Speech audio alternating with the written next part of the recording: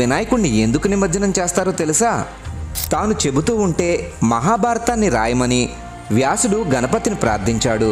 గణపతి అందుకు అంగీకరించి, నేను రాయడం ఆపకూడదు కాబట్టి నువ్వు ఆగకుండా చెప్పాలి అని షరతు విధించాడు.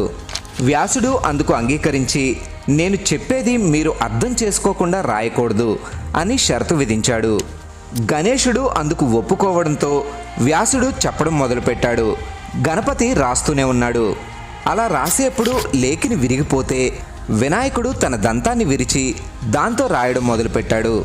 ఇంకో 10 రోజుల్లో భారతం రాయడం పూర్తవుతుంది అనగా విశ్రాంతి లేకుండా రాయడం వల్ల వినాయకుడి ఒళ్ళు విపరీతంగా వేడెక్కి ఆయన ఒంటి నుండి పొగలు రావడం మొదలైంది. అది గమనించిన వ్యాసుడి శిష్యుడు వైశంపాయనుడు బంకమట్టిని ప్రతిరోజు వినాయకుడు ఒళ్ళంతా రాసేవాడు.